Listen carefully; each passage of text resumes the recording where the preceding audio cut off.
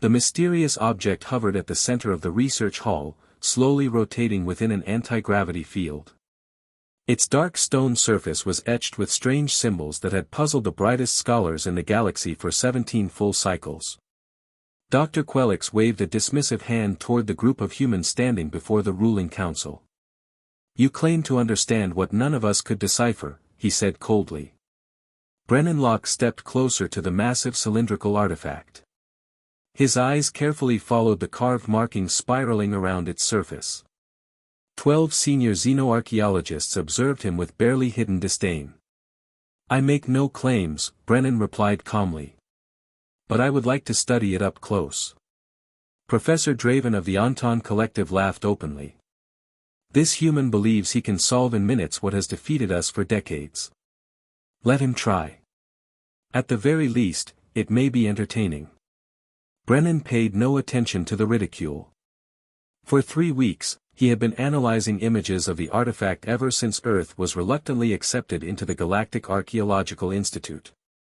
Most advanced species still viewed humanity as unsophisticated newcomers with little value to offer. He slowly circled the cylinder, tracing the patterns in the air with his finger without touching the priceless relic. To others, the markings looked chaotic, but something about their structure had bothered Brennan from the moment he first saw them. "These are not decorative symbols," he said quietly. "Obviously," Serapix snapped, her scales flashing with irritation. "That conclusion was reached long ago. But they do not correspond to any known language across 40,000 recorded civilizations." "Because they are not language," Brennan answered. The chamber fell silent. Quelix leaned forward, interest finally replacing arrogance. "Explain yourself, human." Brennan pointed near the base of the artifact. "This symbol appears 73 times. This one, 109 times. Another appears 137 times. A coincidence," Draven muttered. "No," Brennan continued, his confidence growing. "Those numbers are all prime." Brennan moved to another portion of the cylinder. "Here, the symbols are arranged in groups. 3 marks, then 5, then 7, followed by 11 and 13. These are the first prime numbers in order." Quelix stood abruptly. "That is impossible. Understanding prime sequences requires advanced mathematical intelligence." "Exactly," Brennan said. "Whoever created this artifact possessed a deep grasp of mathematics. These are not random carvings. They are numerical symbols." Professor Draven activated a holographic display, running rapid computations. His expression shifted from doubt to disbelief. "He's right," he whispered. "The frequency distribution aligns with prime patterns at 97% accuracy." Brennan spoke faster now, fully engaged. "If we interpret these symbols as numbers, then the longer sequences represent equations. Look here.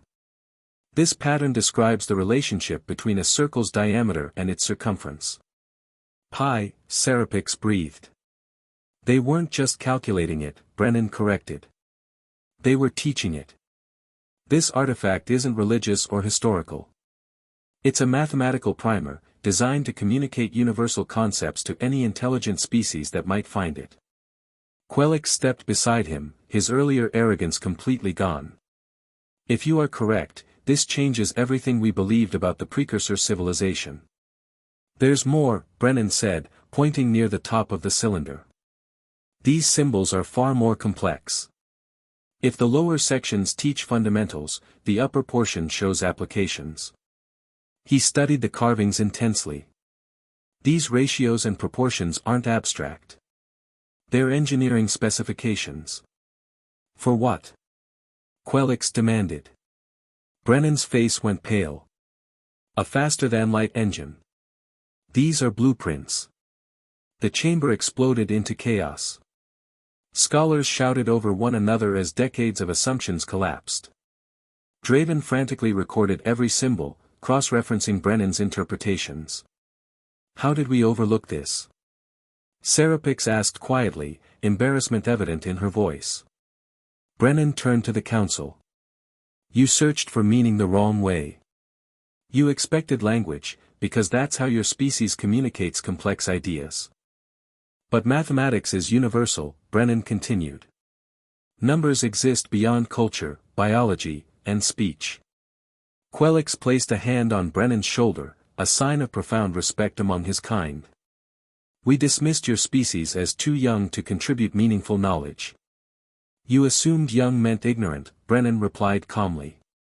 Humans have relied on mathematics since we first gazed at the stars and wondered how distant they were. We built civilizations on counting, measuring, and calculating. And now, Quelix said solemnly, you have unlocked the greatest mystery in galactic history. This artifact isn't merely a message, he continued. It's a gift. A civilization sharing its knowledge with anyone intelligent enough to understand it. Draven looked up from his data. If Brennan's interpretation of the engine designs is accurate, this faster-than-light technology exceeds our current capabilities by tenfold. Brennan smiled faintly. The most powerful truths are often hidden in the simplest forms. You just need to know how to listen to numbers. The council members exchanged humbled glances. A species once dismissed as primitive had just transformed their understanding of the ancient universe. All because one human realized that numbers can speak louder than words. Please like and subscribe to the channel for more videos.